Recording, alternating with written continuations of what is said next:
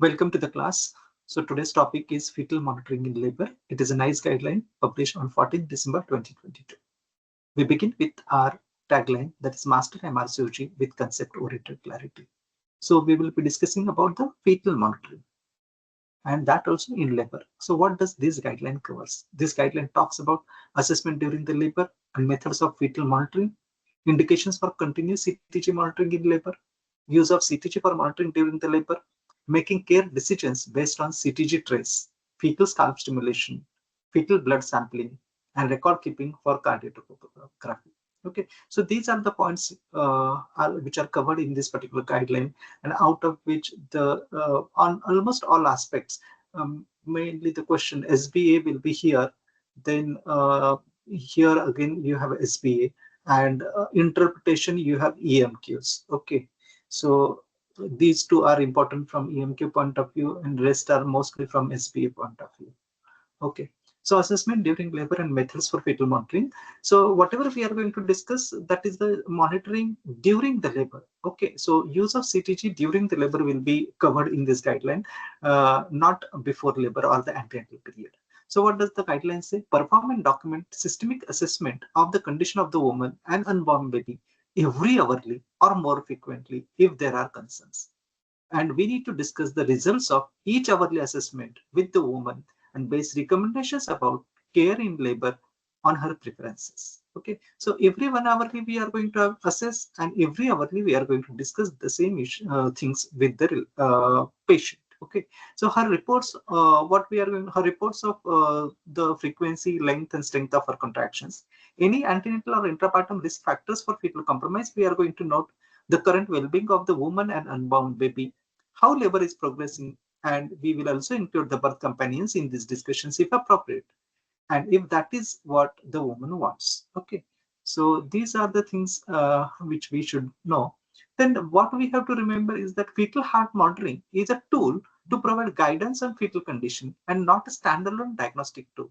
So this guideline says that CTG is definitely helpful to give a guide about the fetal condition, but it is not the alone tool for making all decisions, because when we make the decisions, we have to take into consideration the antenatal factors, intrapartum factors, the progress of labor, the maternal condition. So all these points will be important from making decisions, and one of the factor will be the CTG, because say pathological CTG. In the second stage, the management may be different, but pathological CTG in the early first stage may be different. Okay, so the management will differ on various aspects. Okay?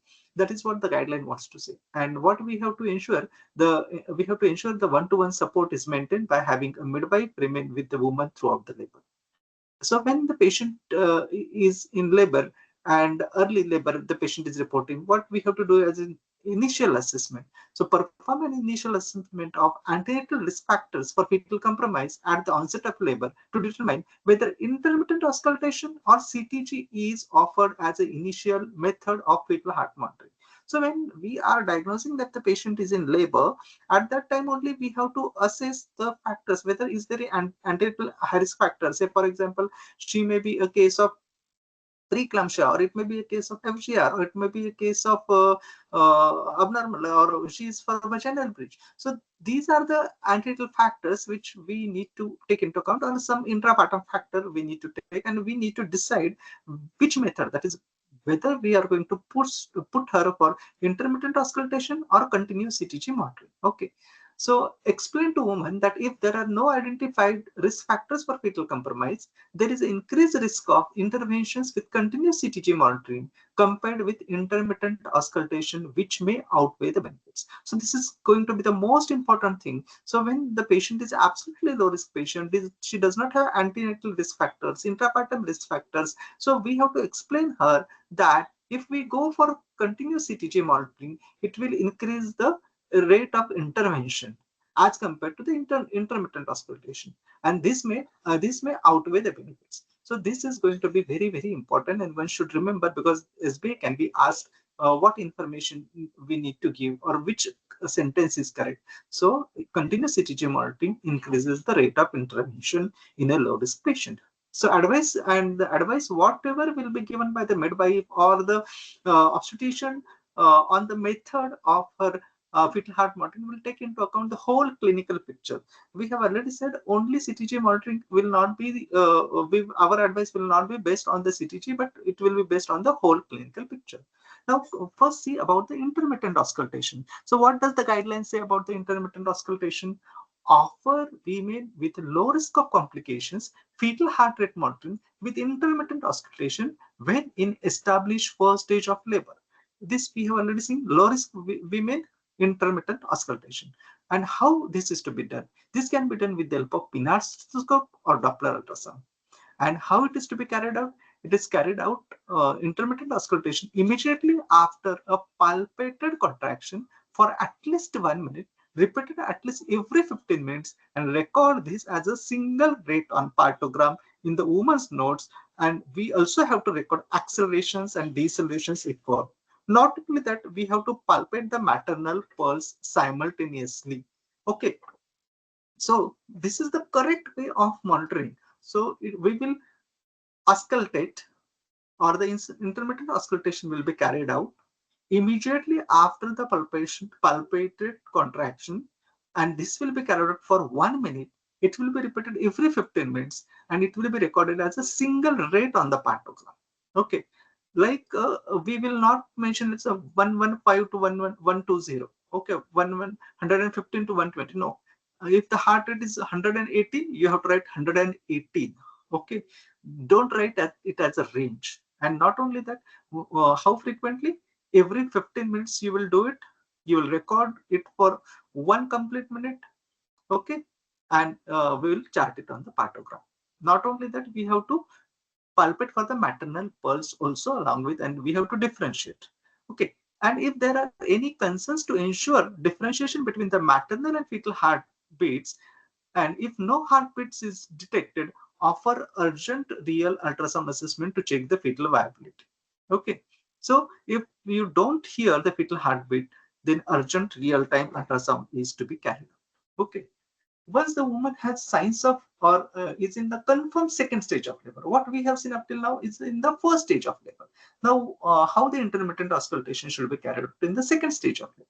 Intermittent auscultation immediately after palpated contraction for at least 1 minute, repeated at least every 5 minutes. So in second stage, it is every 5 minutes, and record it as a single rate on partogram. Always palpate the maternal pulse simultaneously to differentiate between the maternal and fetal heart. Okay, so this is the same way. Only thing is that the duration is here 5 minutes. In the first stage, it was 15 minutes, every 15 minutes. Okay, frequency, I mean to say. It is difficult, if difficult differentiating the maternal and fetal heart rate. Sometimes it can happen that you are not able to differentiate between the maternal and fetal heart rate. Then we have to take the senior's help. Consider changing the method of fetal heart rate monitoring.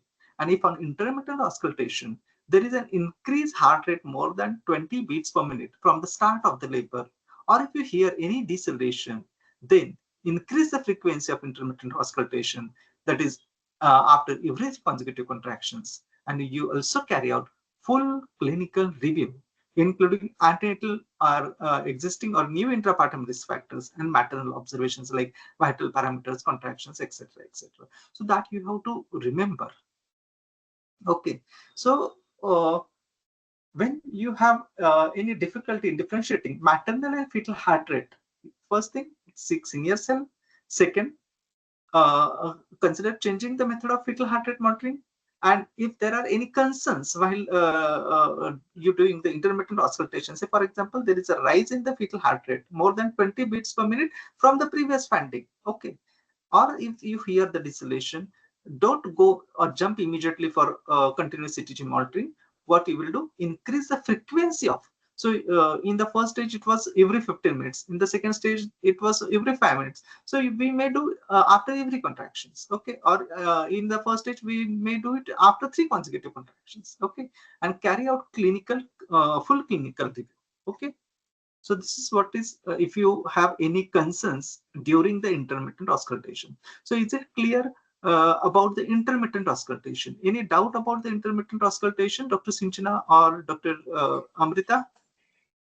No, sir. You know the Okay, we'll go ahead. So if now you have increased the frequency, but you have confirmed that yes, there are fetal heart rate concerns. Definitely, you need summon the help, and you will at this time you will advise the continuous CTG monitoring and explain to the woman and her work companies why the continuous CTG monitoring is required. Okay, so first thing, increase the frequency. If on increasing the frequency also you are noting that there are fetal heart rate concerns, then you go for continuous CTG monitoring and communicate with the patient and the birth company that why this is required. Okay, and what are the implications of her choices of type and place of care. Transfer the woman from midwifery to the obstetrical care, providing that it is safe and appropriate to do so. Okay, so if from midwifery she may require transfer also.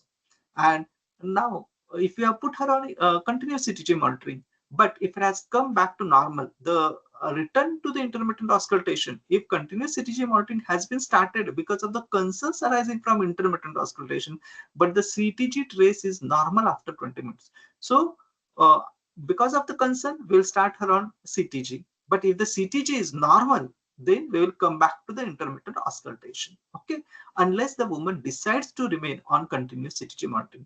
And remember, we will always respect the patient's wishes. Okay, so this is the most important thing which we should remember. Okay, and advise continuous CTG monitoring if fetal heart rate concerns arise with intermittent auscultation and if they are ongoing and if there are intrapartum maternal or fetal risk factors develop. So this patient will be shifted if there are intrapartum maternal fetal risk factors or if there are persistent fetal heart rate concerns, then she will be shifted for continuous CTG monitoring. Okay. So this is the SBA on this, whatever we have learned. Dr. Sinchana, can you read this and solve this SBA, please? Yes, sir. During confirmed second stage of labor in a low-risk woman, which one of the following is most appropriate method of fetal monitoring according to NICE intrapartum guidelines? Sir? A. Continuous cardiotocography throughout the second stage. B. Intermittent auscultation immediately after a palpated contraction for at least 1 minute every 5 minutes. C. Intermittent auscultation before a contraction for at least 1 minute every 15 minutes. D. Continuous fetal scalp electrode monitoring. E. Intermittent auscultation immediately after a palpated contraction for at least 1 minute every 15 minutes. Sir, answer is B. Yeah. B, sir. So, yeah, correct. So intermittent auscultation immediately after palpated contraction for at least 1 minute every time because it is a second stage of labor. Okay. So answer is B, intermittent auscultation immediately after palpated contraction for at least 1 minute every 5 minutes. And what is the explanation? In confirmed second stage, intermittent auscultation is recommended after a contraction for at least 1 minute. And at least every 5 minutes, we have to carry out this auscultation. Maternal pulse should always be palpated simultaneously to differentiate maternal and fetal heart rate. Continuous CTG is not indicated unless there is a concern.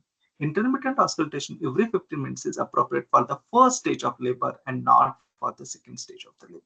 Okay, these are SBAs. Okay, they ask you which sentence is correct. Okay, then this SBA, Dr. Amrita. Yes, sir. Yeah, read it. Yes. During first stage of labor, you are unable to localize the fetal heart rate on intermittent auscultation using a PNAD stethoscope and handheld Doppler in a low risk woman. What is the next best step in management? Option A, continue intermittent auscultation after 15 minutes. Option B, apply continuous CTG monitoring immediately. Option C, perform urgent real time ultrasound to check fetal viability. Option D, palpate maternal pulse to differentiate from fetal heart rate. Option E, perform a artificial rupture of membranes to improve fetal heart detection. Sir, option C, perform urgent real time Yes, Option you C. will perform the check fetal urgent real time. viability. Yeah, yeah. See, remember, if there are a fetal heart is heard on the intermittent auscultation, but if there are concerns, then we will increase the frequency. If it is persisting, then we will go for CTG.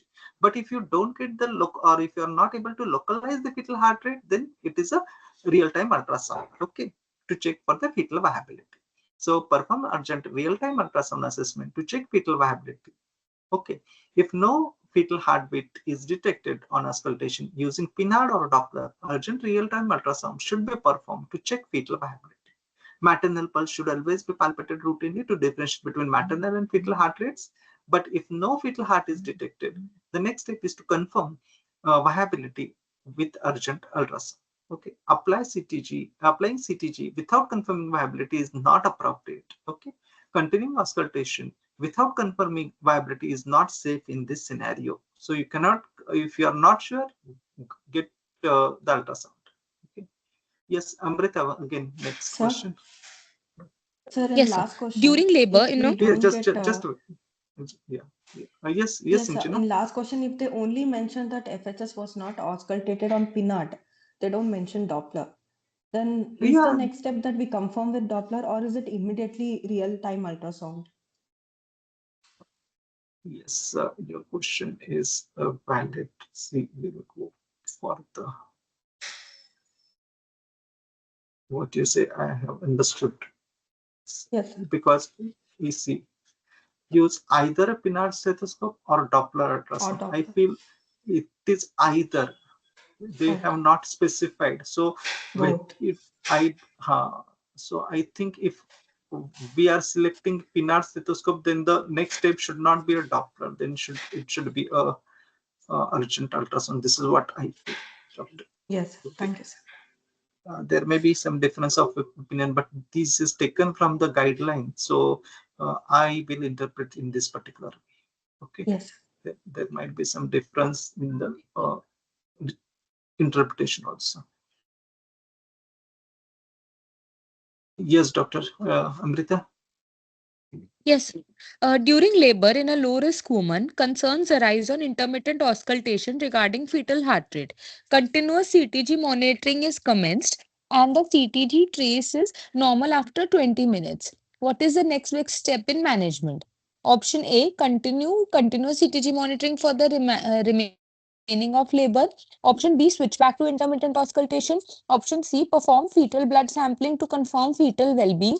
Option D, perform an urgent ultrasound for fetal well-being. Option E, expedite delivery due to previous fetal heart rate concerns. Sir, option A. Option B, switch back to Option intermittent. B. Yeah. B.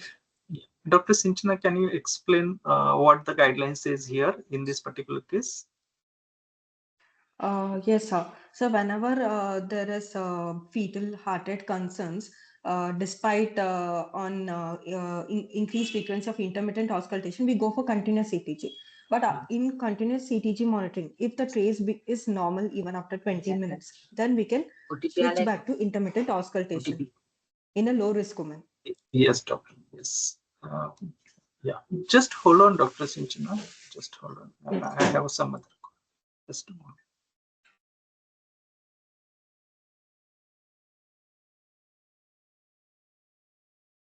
433.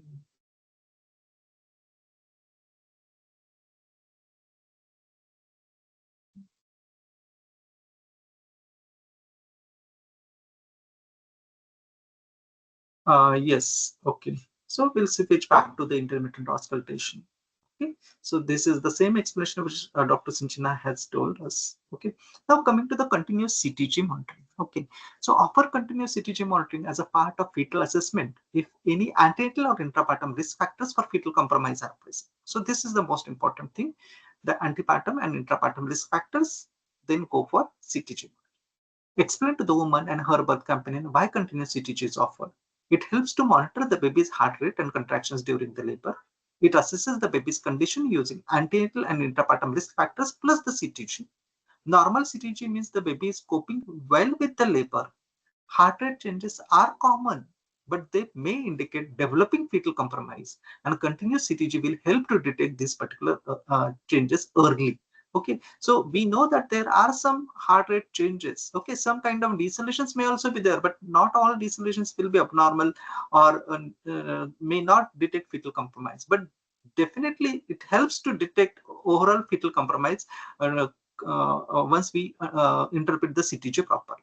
If the CTG is abnormal or changes, there is a less certainty about the baby's condition. So continuous monitoring with a full clinical assessment is advised.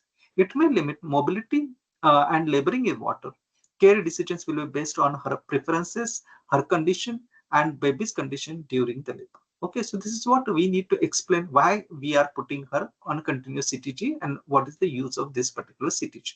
Okay, now what are the indications for continuous CTG monitoring? First thing, what we have already seen, that one is antenatal and intrapartum factors. Then offer continuous CTG monitoring in labor if it is a personalized care plan, because most of the patients in the antenatal counseling or early in labor, they are given this particular option, and if they select this as a method of monitoring, we will offer them continuous CTG monitoring. Okay, offer continuous CTG if antenatal maternal risk factors are present, such as previous cesarean birth or full thickness uterine scar. Okay, hypertensive disorder requiring medication, suspected chorioamnionitis, maternal sepsis, pre-existing diabetes, either type 1, type 2, or gestational diabetes mellitus, which requires medication. So these are the maternal risk factors which will indicate that we should go for continuous CTG. Then offer continuous CTG if antenatal fetal risk factors are present, such as non-cephalic presentation like breech, transverse, oblique, cord presentation, etc. Or if there is a fetal growth retardation, that is expected fetal weight less than third centile. Small for gestational age definition, expected fetal weight less than 10th centile. Okay, with other high risk features such as abnormal Doppler, reduced Likert, reduced growth velocity, etc. Then advanced gestation, more than 42 weeks at the onset of established labor. Unhydramnios, polyhydramnios, reduced fetal movements within last 24 hours before the labor, put the patient on continuous CTG monitoring. Prolonged rupture of membrane, unless the patient goes in established labor at 24 hours without other concerns. Generally, how many percentages of patients go in spontaneous labor after PROM? If it is a case of term PROM, how many percentage of patients will go in labor within 24 hours? Anyone? Any? 60, 70. Yes, 60% patients will go in labor. That is why you can wait for the spontaneous onset of labor, okay, for 24 hours. And then if she doesn't go in labor, then you can consider induction of labor, okay. And any vaginal bleeding other than show is an indication for continuous CTG. Now, how these patients, we should go on doing assessment. Okay, carry out full assessment of a woman and her baby every hourly. At each assessment, we will include maternal antenatal risk factors for fetal compromise, fetal antenatal risk factors for fetal compromise, new or developing intrapartum factors, and progress in labor, including characteristics of contractions such as frequency, strength, and durations. So these are the things which we will look into during the assessment. Okay, fetal heart rate monitoring, including changes to the fetal heart rate pattern, discuss any changes since the last review with the woman, and explain their implications and include her birth companion if she wishes. So these are the things which are most important. Okay. Then what are the intrapartum risk factors? Okay. If the contraction is lasting for more than 2 minutes, or if the contractions are 5 or more than 5 in 10 minutes. Remember, 5 contractions are abnormal. Okay. Less than 5 is normal. 4 is normal, but 5 is abnormal. So more than or equal to 5, that is an intrapartum risk factor. The presence of meconium, maternal fever more than 30 degrees once or 37.5 degree at the interval of 1 hour. Remember this. Okay, so if you have a temperature, mother is having a temperature of 37.5, you have to repeat the temperature after 1 hour. Okay, then so sometimes they give the maternal temperature as 37.5, and they are giving you the scenario, and they are asking which method is suitable for fetal monitoring. And if it is only single temperature given at 37.5, then it is not an indication for continuous CTG monitoring. Then you have to repeat, and if it is persistent after 1 hour, then we will post. But if it is a single temperature more than 38, then continuous CTG monitoring. Then suspected chorioamnionitis, sepsis, atypical pain reported by the woman, fresh vaginal bleeding in labor, bloodstained Likert. Okay, then maternal pulse more than 120 or more than 20 bit per minute, twice measured 30 minutes apart. Okay, so if the maternal pulse is more than 120 bits, but you have to repeat after 30 minutes. So temperature after 1 hour you are going to repeat, pulse you are going to repeat after 30 minutes. Okay, so the same option they give, that pulse is 120 beats per minute, what is to be done? Post her on CTG monitoring. Repeat after 15 minutes, repeat after 30 minutes, repeat after 1 hour, repeat after 2 hours. So pulse is to be repeated after 30 minutes. Okay. Then severe hypertension, single reading of systolic blood pressure more than or equal to 160 or diastolic of more than 110. Then hypertension, systolic BP 140 or more, or diastolic more than 90, okay, or 90 twice 30 minutes apart. So pulse and BP, if it is in the range of 140-90, you have to repeat. But if it is a single reading of systolic 160 or diastolic 110 or more, then you directly go consider this as an intrapartum risk factor and post her for continuous CTG monitoring. Then proteinuria 2 plus with high blood pressure, delay in the first or second stage of labor, regional allergism, use of oxytocin. Any patient who is on oxytocin requires continuous CTG monitoring. Okay. Now, presence of meconium. It may indicate the fetal compromise. There is a risk of meconium aspiration. You need to assess the character of meconium with other risk factors. Discuss CTG monitoring as an option with the woman. Respect and support the woman's choice of monitoring. More common in the postterm but always needs full risk assessment. Now let's talk about how the CTG or the cardiac tachography is for monitoring during the labor. So when we are reviewing the CTG, always see the previous CTG records. Okay, review previous CTG records hourly with the risk factors. Check for changes in the baseline variability decelerations. If fetal heart rate pattern changes, review the risk factors for hypoxia. Now CTG trace review, what exactly you are going to see. Okay, in the CTG, what we will see: contractions, baseline, variability, deceleration. Okay, what are the types of deceleration, whether they are present or not, and acceleration if they are present or not. Remember here, these four things are important: contraction, baseline variability, baseline fetal heart rate, variability, and deceleration. Deceleration, whether they are present, if they are present, what is the type. Acceleration, if they are present, good, but absent, then it is not problematic provided these features are normal.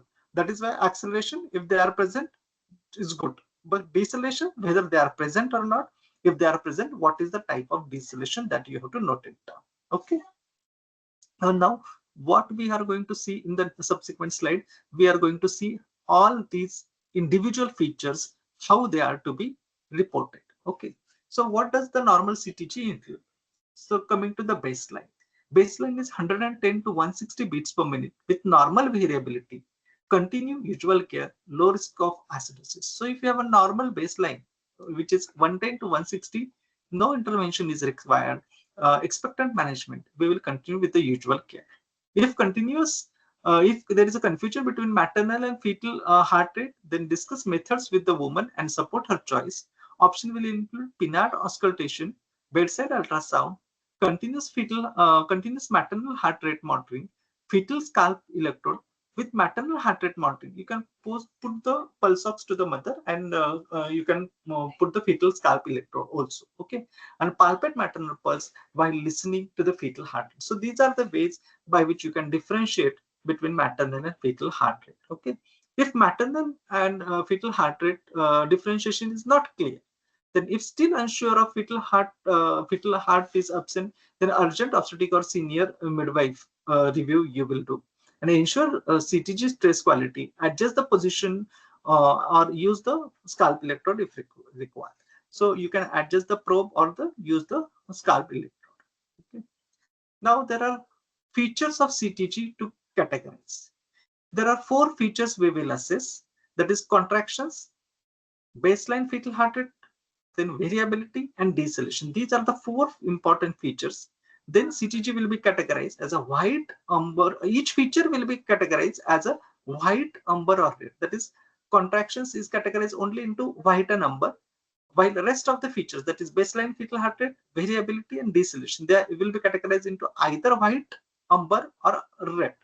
Then what is the overall CTG classification? Overall CTG will be classified either as normal, suspicious, or pathological. Okay. Is this slide very clear to you? Because you need to understand these particular things whole of further things are dependent on this particular slide. Is it clear what we have said up till now Yes, on sir. this? Yeah. Yes, sir. Dr. Amrita, can you please repeat what I have just said on this slide? On this slide.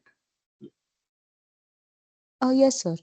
Uh, sir, we assess four things in a CTG. Normally, we see accelerations, deaccelerations, and baseline variability. Sir, decelerations is the most important thing that we have to notice, and the absence of accelerations is not alarming. Uh, then, sir, there are features of CTG that we are supposed to categorize. There are four features to assess: contractions, baseline fetal heart rate, variability, and decelerations. So categorization is further dependent on it is divided into white, amber, and red. White is normal. Categorization of what? Categorization of what? So each feature will Yes. be Yeah. categorized, Each, sir. yes. So these are the four features. These four features will be categorized into three: white, amber, or red. Except Yes, sir. contractions. Contractions has got only two: white and amber. It does not have Yes, red. Okay. yes, sir. Okay. And then the overall CTG will be classified as a normal, suspicious, or pathological. And Okay. pathological. You got it? Ye- Is it Yes, sir. clear? Yes, sir. Okay. Now coming to the CTG interpretation. So this is the standard short form, that is Dr. C bravado mnemonic, which is followed when you interpret the CTG. So Dr. C bravado. So DR stands for define risk or determine the risk. So always assess the antenatal and intrapartum risk factors before interpreting the CTG. The C stands for contractions. Okay. So if you see our previous slide, what we need: contractions, baseline fetal heart rate, variability, and decelerations. Okay. And accelerations are that way. If they are present, it is always good. But if they are absent, it doesn't matter. Okay. Provided these features are normal. So in interpretation, always in interpretation, remember this mnemonic, Dr. C bravado. DR stands for determine the risk or define the risk. Any assess for antenatal or intrapartum risk factors before interpreting CTG. Then C stands for contraction. Then BR stands for baseline fetal heart rate, which is 110 to 160 beats per minute. Please unmute yourself, doctor, whose mic is uh, Yes, sir. so baseline fetal heart rate, normal it is 110 to 160. Tachycardia more than 160. Fetal bradycardia less than 110. Okay. Then accelerations. Acceleration, that is the transient increase of fetal heart rate more than or equal to 15 beats per minute and lasting for 15 seconds or more. And its presence is assuring. Okay. Dr. CBRAA is for acceleration, but this acceleration will come last. Okay. So contractions, baseline fetal heart rate, variability, and deceleration. These are the four things which we will see. And if there are acceleration, it's good. Okay. So in mnemonic, it is an acceleration here. Then VA. So V stands for variability. Okay. Or VA you can consider as a variability also. Normal variability between 5 to 25 beats per minute. If the variability is less than 5 beats per minute, lasting for more than 40 minutes, we say it is a suspicious. If it is a less than 5 beats per minute but lasting more than 90 minutes, then we say it is absent variability and it is pathological. Okay. So this variability less than 5 bits per minute for more than 90 minutes is pathological, while reduced variability, that is less than 5 bits per minute for more than 40 minutes, is a suspicious. So when you have been given the CTG and you are looking at variability, or if they have given the interpretation in form of sentences, then you note this down. What is this feature? Whether it is more than 40 minutes or whether it is more than 90 minutes. We know that less than 5 bits per minute is abnormal. 5 to 25 is normal. But whether it is for more than 40 minutes, if it is more than 40 minutes, then it is suspicious. If it is more than 90 minutes, it is pathological. And we say that variability is increased if it is more than 25 bits per minute. Okay. Then assess the deceleration. Early deceleration, generally they are benign. They mirror contractions. Okay. Variable decelerations are because of cord compressions. Consider intervention if recurrent or prolonged. Okay. Late decelerations will indicate uteroplacental insufficiency. They are always concerned. Okay. Then D stands for determine overall. Okay. Classify as normal, that is reassuring, but this terminology is not use now what we classify normal, suspicious, or pathological using the categorization, and O stands for outline the plan. Okay, so this is the CTG. Okay, let's see about first feature, that is contractions. So record contraction frequency and length using tokodynamometer. As I told you, these contractions have got only two categorization of the features, that is white and umber. White, if the contractions are less than 5 in 10 minutes. So if 5 are abnormal, so that becomes an umber feature, and white if it is less than 5 contractions in 10 minutes. Umber, 5 or more contractions in 10 minutes with reduced rest or hypertonus. Check timing of deceleration with contractions. Once you see the contractions, immediately, so the contractions are down below. Okay, the rest of the things are in this particular contractions, you will not hear. Okay, so how many contractions here you see in 10 minutes? Only 2 contractions. Okay, so if more than 5 contractions in 10 minutes, do full risk assessment, take action to reduce the contractions, and explain to women and ensure pain relief. So these are the things which you will do. Again here, the contractions, same CTG, you have 2 contractions in 10 minutes. Okay. Now coming to the second feature, that is the baseline fetal heart rate. Now this we will divide it into 3, that is white, umber, and red. So determine mean fetal heart rate over a period of 10 minutes and always exclude the acceleration and deceleration. Compare with earlier CTG to assess changes. Differentiate fetal from maternal heart rate. And how will you categorize? It will be cascaded as white, umber, or red. White, it is 110 to 160. Okay, that is a normal fetal heart rate. Then umber, when the fetal baseline is increased by 20 beats per minute or more.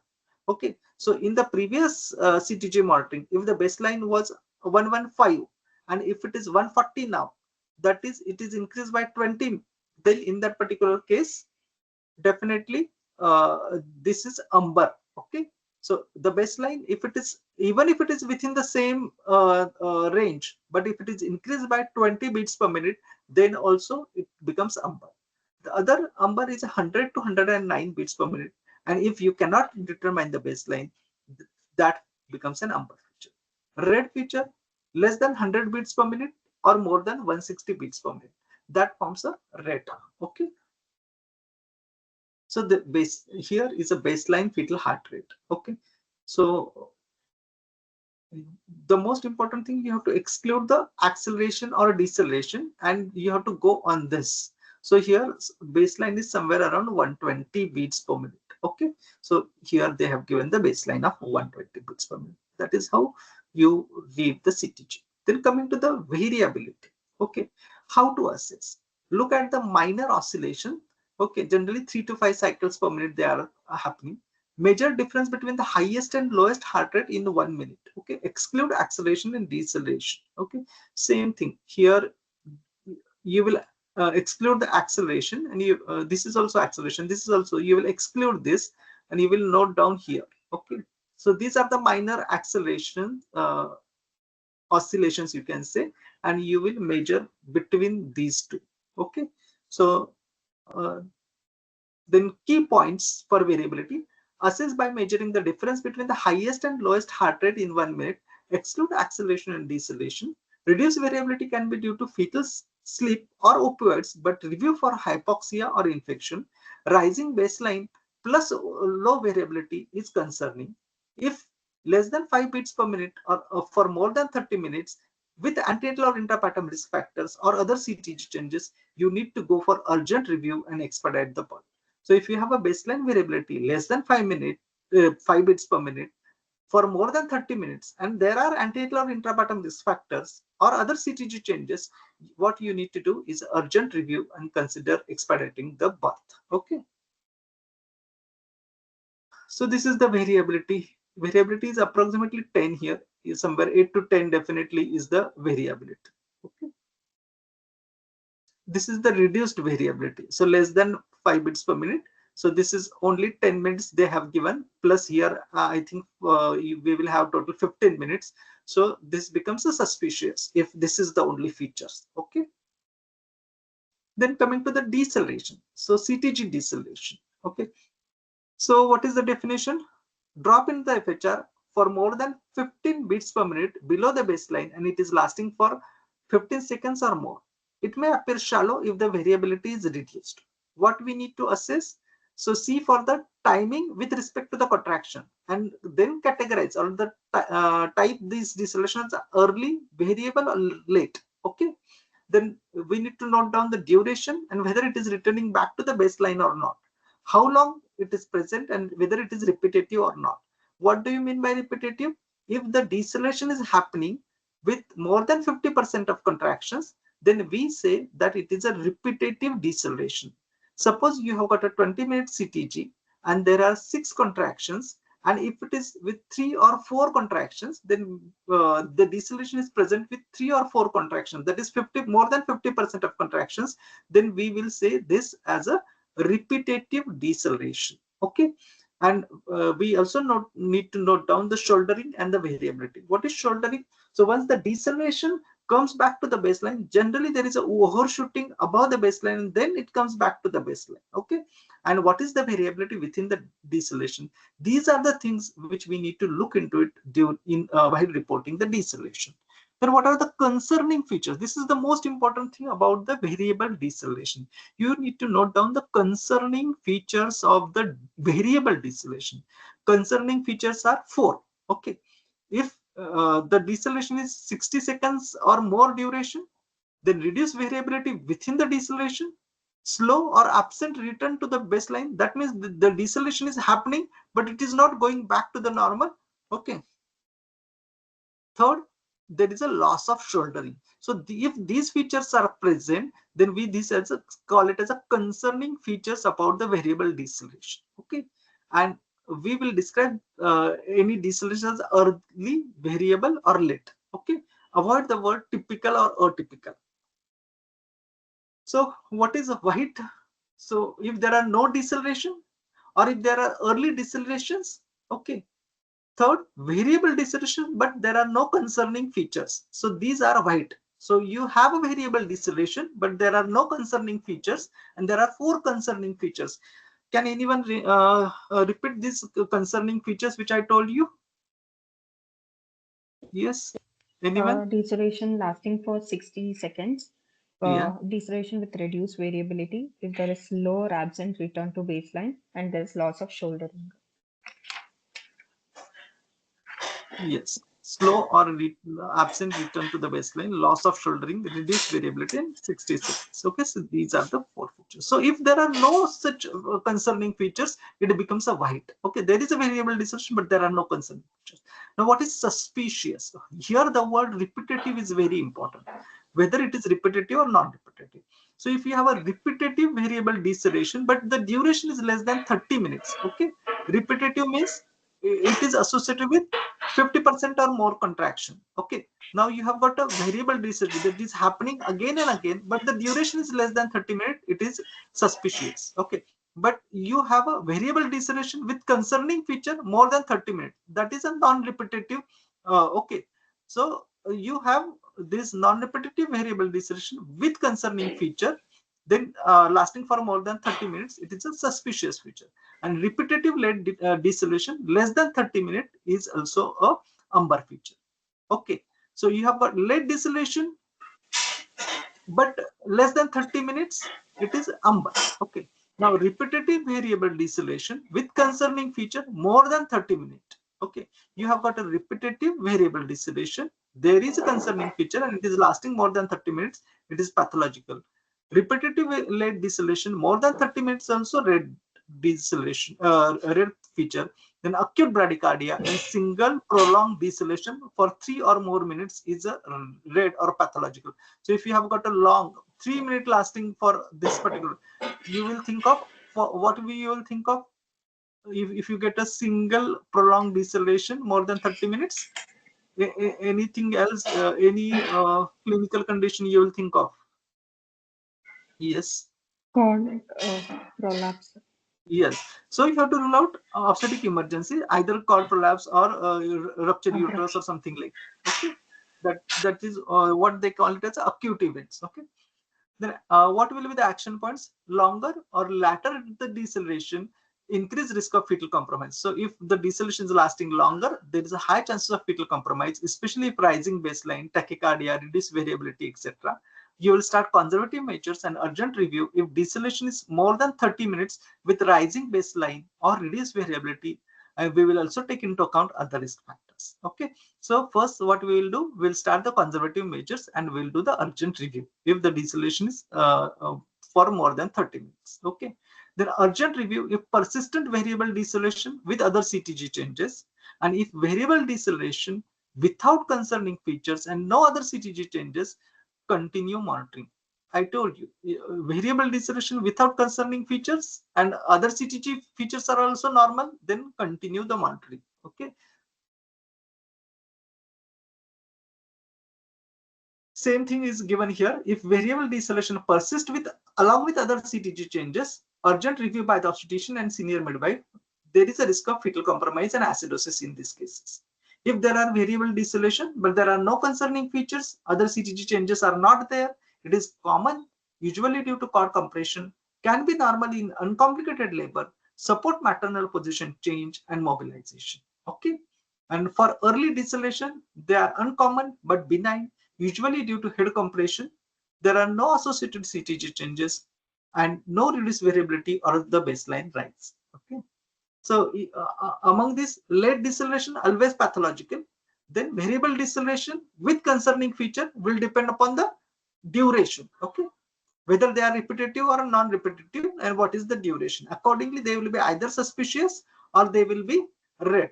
Okay, late deceleration less than 30 minutes will be suspicious, and more than 30 minutes will be red. Okay, amber or red. Okay, less than 30 minutes is amber, more than 30 minutes is red. Then what is the difference between the variable decelerations and the early decelerations?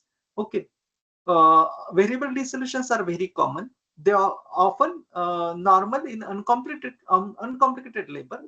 They are because of cord compression. What we need to do is a support maternal position and mobilization. Generally, other features may or may not be present. Okay, and early decelerations are uncommon. They are benign. They are due to the head compression. No action is needed. Okay, associated changes may or may not be there. Okay. Then what are the other definitions? Early decelerations. Repetitive and periodic slowing of the fetal heart rate with onset early in the contraction and return to the baseline at the end of the contraction. These are uncommon. Hypertonus, a contraction lasting 2 minutes or longer. Late decelerations, repetitive periodic slowing of the fetal heart rate with onset mid to the end of the contraction. So where do they start? They start mid to the end of the contraction, and the lowest point is more than 20 seconds after the peak of the contraction and ending after the contraction. So they will start somewhere in the mid to the end of the contraction.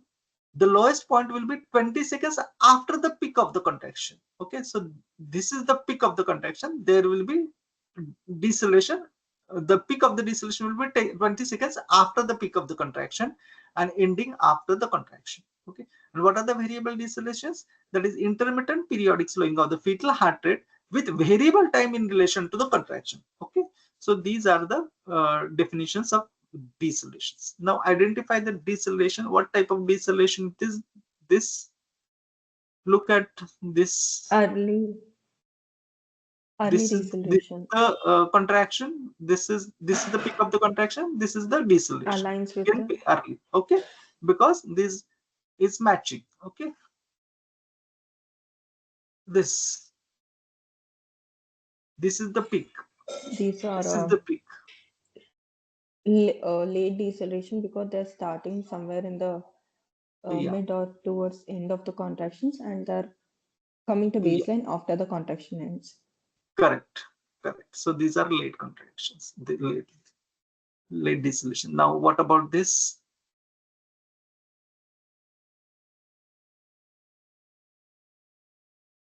Variable Yeah, deceleration. this appears variable. Variable. See this. Yeah, see this contraction and this. You go straight here. It is not matching. It is still going here. Okay, and here it is little matching, but if you see overall, it is variable. Okay, variable deceleration. Okay, this is What is this? Prolonged deceleration. Prolonged decelerations or Like acute more bradycardia. Okay, acute bradycardia. this is the sinusoidal pattern. Sinusoidal pattern. Okay. So these are the different types of decelerations which you can get. Now coming to the acceleration, that is the last feature, I think. So it is a transient rise in fetal heart rate, 15 beats per more, lasting for more than 15 seconds. That is the presence of acceleration, even with reduced variability, usually indicate fetal well. I told you, if you have a acceleration, even there is a reduced variability, then also it will indicate the fetal well. But the absence of the acceleration on an otherwise normal CTG does not indicate fetal acidosis. So all four features are normal, but there is no acceleration. It does not mean that there is a fetal acidosis. That is why I said these CTG monitoring guidelines are mainly for the labor, and this may or may not be true in antenatal case. Okay. Now let us come to the last part, that is the CTG categorization. So we have seen the four features. We have categorized these four features except the contractions into three. Contractions are having only two features, that is umber and white. Okay, and rest of the contractions will be either white, umber or red. Okay, now coming to the CTG categorization. Use CTG categorization with full maternal and fetal assessment. It is a quick communication tool used with the antenatal or intrapartum risk factors to track changes over a period of time. So CTG will be categorized either normal, suspicious, or pathological. All four features such as contractions, baseline, variability, deceleration, if all are white, there is no red feature, no umber feature, then we call this CTG as a normal CTG. If any one feature, only one umber feature is there, then we call it as a suspicious CTG. If any one feature is a red or two or more features are umber, then in that case we call this as a pathological CTG. Okay. Now what is the action? Assess any change in the CTG category with other risk factors, discuss changes and next steps with the woman considering her preferences. Okay. Now how we will make decisions based on the CTG? What are the general principles? Assess the fetal well-being hourly with CTG and the risk factors. Use whole clinical picture, maternal vitals, contractions, labor progress, etc. to make the decision, and discuss the findings and the plan with the woman and her birth companion. If CTG is normal, continue CTG unless no ongoing risk factors are present, and perform and document full risk assessment hourly. Okay. Then decision making based on CTG. If it is a suspicious CTG, there are no other risk factors, then what is the action? So first thing what we will do, full risk assessment plus maternal observations you will note down. If there are accelerations and there is in that particular case there is unlikely to be fetal acidosis, so consider causes for the change and undertake conservative measures. So suspicious CTG, full risk assessment, look for the maternal observation, look for the observations. If accelerations are good, that means things are well. Okay, just look into what could be the cause for these changes, or why the CTG is suspicious, and we will undertake the conservative measures. Now if there is a suspicious CTG but there are additional risk factors such as slow progress, there is a sepsis or meconium, definitely we'll do the full risk assessment and maternal observation. We will consider the causes and we'll start the conservative measures, but at the same time we have to get the urgent review by the obstetricians and midwife and consider fetal scalp stimulation or expedite the birth.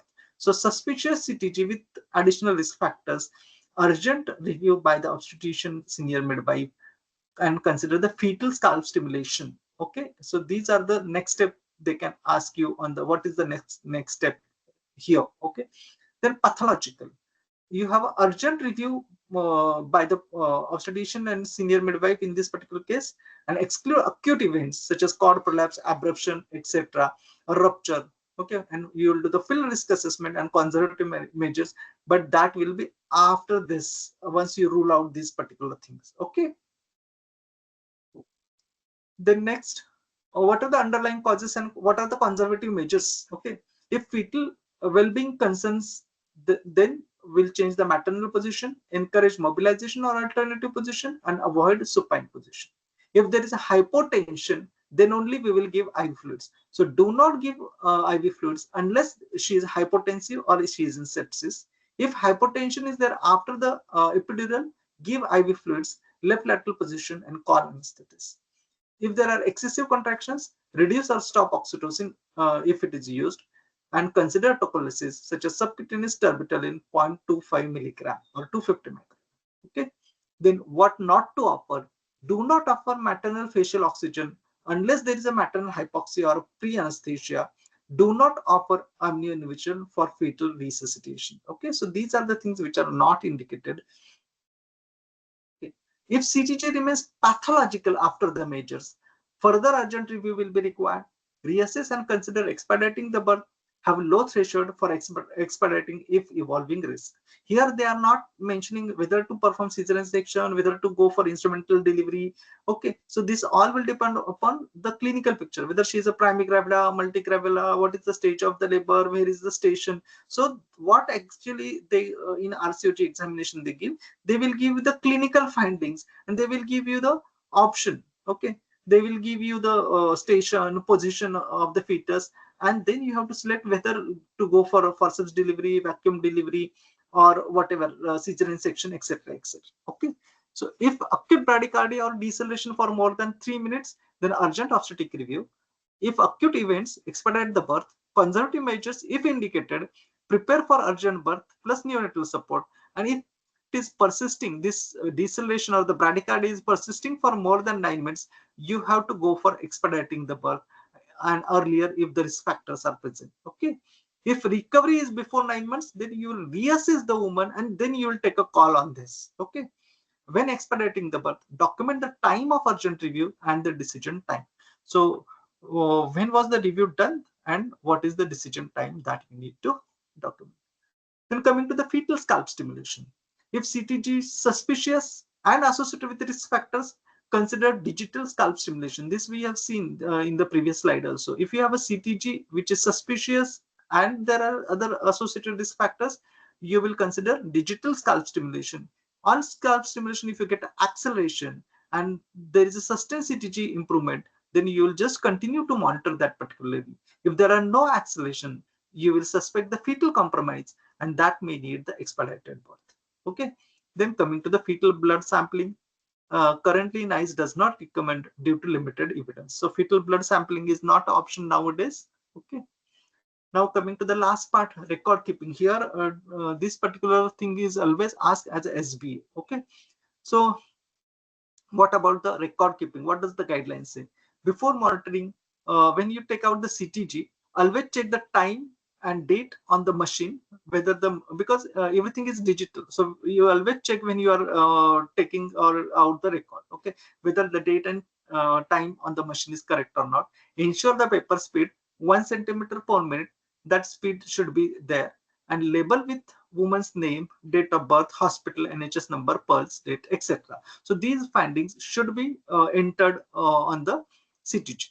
Then during the monitoring, record relevant intrapartum event such as vaginal examination, whether she is on epidural or not. So this CTG is done on the epidural, and these were the findings, vaginal examination findings. If these records are there interpreted, it is always better why you have taken such kind of decision on this particular CTG. Okay, then storage. This is the frequently asked question. Keep CTG traces for 25 years. Store them electronically if possible. So how years we have to record? Keep the record at least for 25 years, and if possible, brain injury, photocopy and store indefinitely. So if there is a case of hypoxia, hypoxic brain injury, you will store them indefinitely. Okay, and have tracer system to locate CTG stored separately or removed. So if any CTG is removed for the teaching purposes or audit purposes, then you should have some tracer system, that some book or register, etc. And it should be so that we should be able to get the trace of that particular track that particular CTG. Okay, so that finishes today's guideline on fetal monitoring. Thank you.